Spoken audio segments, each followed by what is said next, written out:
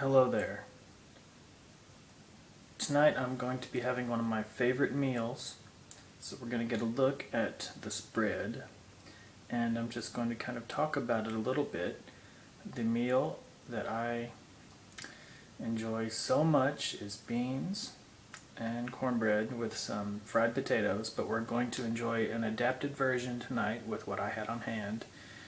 So let's get a look at everything and have a little discussion about soul food. Alright, first of all, this is a new item on the shelves. Randall Bean makers have had a bigger jar of beans on the market for a long time, but this is a new one. It's about $1.25 for each small jar. It's a good serving size, and you don't have to worry about having a big old jar of beans and not being able to eat it all in one sitting. It's nicely packaged in glass instead of can, and all the attendant problems with cans, because most of them still have kind of like a carcinogenic coating on the inside. So it's maybe best to limit your exposure to canned goods, but I've eaten canned goods my whole life, so I'm not really too troubled by it. But I just wanted to point this out because I do like this company, and I do like their beans. So if you can't make beans with the soak method from the dried beans, this is a good option for you. And I'm happy with it. I especially like these cute smaller jars, and I never had seen them until about a week ago.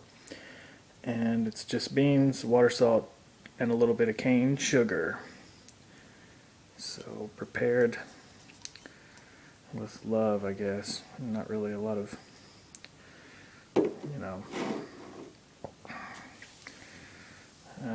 corn syrup or any of that other business in there. So here we go. This is the product.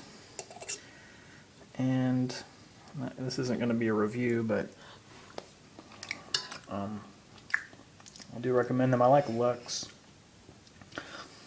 too, and Lux has a meatless variety with kind of a green accent on the label, but that keeps phasing in and out of the marketplace, so I've not seen it in a while.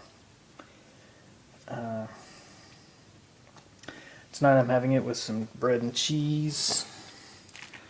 When I was growing up, Colby cheese was my favorite, and I've got a little block that I'll be digging into.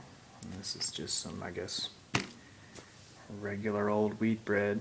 I would prefer kind of a baguette or some other crustier bread. I usually don't particularly like kind of the chewy modern style, but this is a little grainier, so it's going to be agreeable.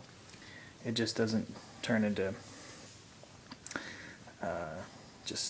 like a dumpling consistency as soon as you bite into it. And oh my goodness, this is some Norseland Jarlsberg Reserve. You can get Jarlsberg almost anywhere now, but the Reserve is the stuff now. I usually I love Jarlsberg, but especially the stuff near the rind, where it's got a little bit more of a sharper flavor. So this is extremely buttery and creamy, and the Reserve is where it's at, because every bite kind of has that characteristic special Jarlsberg flavor, instead of just having it concentrated near the rind. I'm having it with a can of beer. This is Miller High Life. Not my favorite beer for the, where you can buy the big bricks of 30. In college I drank, as far as cheap beers, Natural Light, which I preferred over the Beast. Natty Light, I liked it more than, let's see, what was the Beast? I can't remember what we called. One of the other cheap beers we called the Beast. And I, for a while, kind of like Coors Light, but I think that the quality's really slipped over the years. Now it just has kind of a bad flavor instead of more of a clean flavor. And Miller High Life, it's also, I would consider it has kind of an off flavor. So really, I just wish I had some Pabst.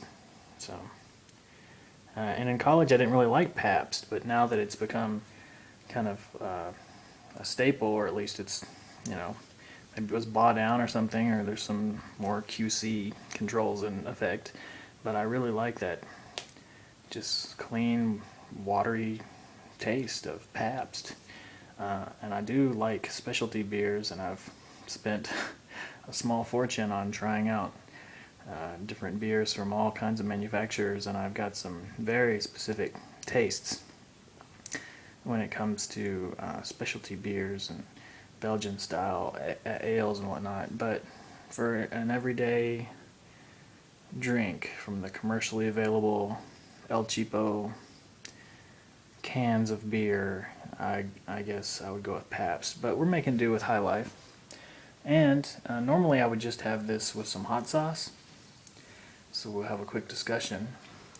But I brought out a few other little things just to feature, just pretty much for the purposes of the review. But if this was a more strict meal, just kind of in the traditional vein of something that I would like and consider, I guess, probably like one of my favorite meals, it would just be beans, bread, and or cornbread, if that was possible, a little cheese, and some hot sauce. Right, so this is Melindas. I do like Melindas. It's carrot base, and I prefer the carrot-based hot sauces these days, especially the ones from Belize, including Sontava and let me see, I think it's Marie Sharp's. So any of the carrot-based ones I think are much better. They just, to me, there's a marriage in the flavors of, you know, kind of just the hot and the savory that I really prefer. And this one's even got a little lime juice, vinegar, garlic, salt, onions, carrots, and habaneros. So I recommend this. But if you get those Belizean style ones straight from Belize, they're better, even better than Melinda's. But for tonight, that's what we got. And some sweet hot stone ground mustard. Just kind of grabbed this on a whim, but I'm gonna have a little bit of that. And if you've never tried Pick a Peppa, well, you simply must. So I'm really killing several birds with this one video, but Pick a Peppa is a really great kind of a steak sauce style condiment from Jamaica. Established in 21, they say. Oak barrels, tropical fruits and spices, no colors or preservatives or flavorings that are artificial. Store at room temperature, it says. So that's refreshing. I do usually refrigerate it anyway, but they even say here it's good for cheese dishes, etc. Pick a Peppa is that stuff, I'm telling you. It's got cane vinegar, sugar, tomatoes, onions, raisins, sea salt, ginger, peppers, garlic, cloves, black pepper, thyme, mangoes, and orange peel. And that is a serious mashup, but it is a complete success. And you've got to try that stuff. So get a hold of it if you can. So tonight I'm going to sit and enjoy these beans. This is the evening's meal, and thanks for coming along with me as I discuss it. I like I said, would prefer a stricter beans and cornbread meal with some fried potatoes and probably some hot sauce, and maybe like a brown ale or something. But you know, this is good. So now I'm going to treat you to a song I wrote when I was a youth in middle school. So let me flip the camera around. So when I was in middle school, I had already developed a love for beans and cornbread and other southern dishes. So I wrote a song, and I'm going to sing it for you tonight in its entirety. I think it's got some kind of universal appeal. Alright, let me get my palette ready. I guess it's an untitled composition, since I did write it when I was probably 12 or younger. Alright, here we go. beans and cornbread, beans and cornbread, beans and cornbread, and cornbread and cornbread, beans and cornbread, beans and cornbread, beans and cornbread, and cornbread and cornbread, beans and cornbread, beans and cornbread, beans and cornbread, and cornbread and cornbread, beans and cornbread, beans and cornbread, beans and cornbread, and cornbread and cornbread. There you go. Repeat as much as you would desire. So next time you have some beans, remember, sing the official Dale's Discourse Beans and Cornbread song.